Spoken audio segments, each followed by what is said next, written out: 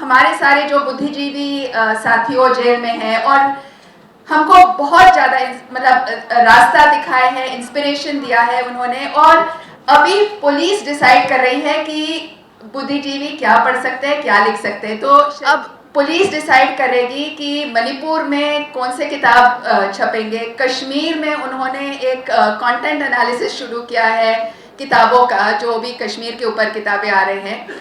और ये जो पुलिस स्टेट हमारा बनता जा रहा है उसके खिलाफ लड़ना बहुत ही ज़रूरी है, नहीं तो हमारे सारे यूनिवर्सिटीज़ बंद करने को, भीमा कोरेगांव हो या सीए हो, ये पूरा जो लोगों का कॉन्स्टिट्यूशनल लड़ाई है उसको क्रिमिनलाइज करके, उसको रिड्यूस करके जुडिशरी को इस्तेमाल किया जाता है। तो हम लोग ये सरकार को तो दोष देते ही हैं।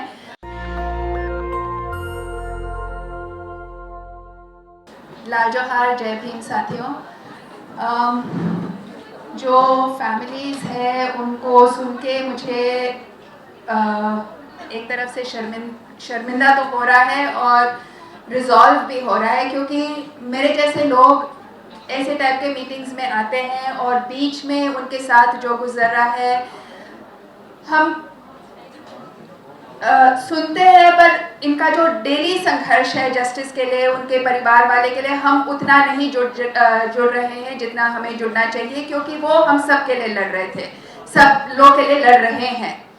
और ये कोई कोइंसिडेंस नहीं है कि जो लोग जेल में हैं, चाहे वो महेश रौत हो जो गढ़चिरौली में पेसा के ऊपर, फॉरेस्ट कानून के ऊपर उन्होंने prime ministers rural fund rural fellow होकर उसको छोड़कर फिर अपना काम जारी रखा, या जीएन साई बाबा या उमर का भी थीसिस आदिवासियों और जंगलों के ऊपर है, और तमाम साथियों जो है उनका लोगों के स्ट्रगल्स के साथ जो संघर्ष था, हम दोनों को बिट्रे कर रहे हैं कि जब उनके कारण वो जेल में है, हम उनके साथ जितना साथ देना चाहिए वो नहीं दे पा रहे। और मैं चाहती हूँ कि मैं भी ज़्यादा टाइम दूंगी और आप सब हम सब लोग साथ में इसको बहुत बड़ा मुद्दा बनाएं। मैं बस ये एक चीज़, हमारे सारे जो बुद्धिजीवी साथियों जेल में हैं और हमको बहुत ज़्यादा मतलब रास्ता दिखाए है, इंस्पिरेशन दिया है उन्होंने। और अभी पुलिस डिसाइड कर रही है कि बुद्धिजीवी क्या पढ़ सकते हैं, क्या लिख सकते हैं। तो शर्जील के साथ जैसे पुलिस ने कहा कि क्योंकि वो पॉल ब्रास को साइट कर रहे थे अपने थीसिस में, जो उन्होंने यूपी के राइट्स के ऊपर उनका बहुत जाना माना काम है, और उन्होंने कहा कि शर्जील क्योंकि ये किताब पढ़ रहे हैं वो उनकी बिगटरी दिखा रहे हैं। अब पुलिस डिसाइड करेगी कि मणिपुर में कौन से किताब छपेंगे। कश्मीर में उन्होंने एक कंटेंट एनालिसिस शुरू किया है किताबों का, जो भी कश्मीर के ऊपर किताबें आ रहे हैं। और ये जो पुलिस स्टेट हमारा बनता जा रहा है उसके खिलाफ लड़ना बहुत ही ज़रूरी है, नहीं तो हमारे सारे यूनिवर्सिटीज़ बंद करने को वैसे भी बंद होते जा रहे हैं। दूसरी चीज़, आप देखें जो सीए में जो दिल्ली राइट्स के ऊपर एक किताब आई थी, मोनिका अरोरा, और जो डीयू की इलेक्टेड ईसी एडवोकेट है और वो कई केसेस भी करती है डीयू की। तो एडवोकेट मोनिका अरोरा और उनके साथी गए थे और एक फैक्ट फाइंडिंग करके उन्होंने एक दिल्ली राइट्स बुक निकाली थी। उसमें वो लिखते हैं कि दिल्ली यूनिवर्सिटी, जामिया, जेएनयू और हमारे सारे तमाम यूनिवर्सिटी में अर्बन नक्सल जिहादी नेक्सस है, और हाई राइजेस पर और यूनिवर्सिटी के हॉस्टल्स के सीलिंग्स मतलब के छतों पर ये लोग शार्प शूटिंग की ट्रेनिंग लेते हैं। अब मैं इतने सालों से दिल्ली यूनिवर्सिटी में पढ़ा रही हूँ, मैंने कहीं भी शार्प शूटर नहीं देखा है। सिर्फ जो वायलेंस करते हैं वो सिर्फ एबीवीपी वाले आके रामजस के सेमिनार को अटैक करते हैं, या जेएनयू में जाके 5 जनवरी में अटैक किए हैं। पर ये जो अर्बन नक्सल जिहादी शार्प शूटिंग नेक्सस उनको दिखाई दे रहा है, वो तो हमारे समझ के बाहर है। दूसरी चीज़, जैसे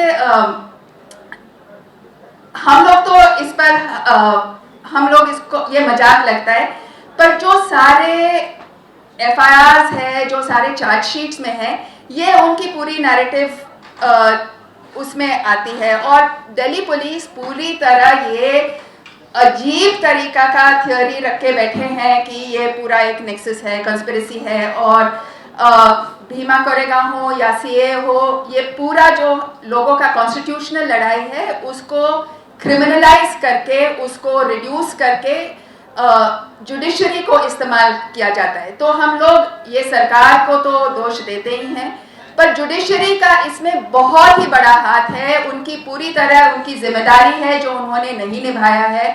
और जो यहाँ की जो जुडिशरी कर रही है, और भी जो ऑटोक्रेटिक देश हैं, अथॉरिटेरियन रेजिम्स में है, इस तरीके का लॉ को यूटिलाइज करना ये बहुत ही सबसे खतरनाक है, क्योंकि आप अरेस्ट होते हो तो आपके पास और कोई उपाय नहीं है। स्कूल्स तो प्राइवेटाइज हो जाए, आप ठीक है दूसरे प्राइवेट स्कूल में चले जाते हो, हॉस्पिटल्स प्राइवेटाइज हो जाए, पर आप कहीं और मेडिकल अटेंशन सीख करोगे, होम्योपैथी या कुछ भी। पर जब जुडिशरी प्राइवेटाइज हो जाती है और जुडिशरी एक विजिलेंटे फोर्स बन जाती है, तो उसके लिए जनता के लिए और कोई उपाय नहीं है।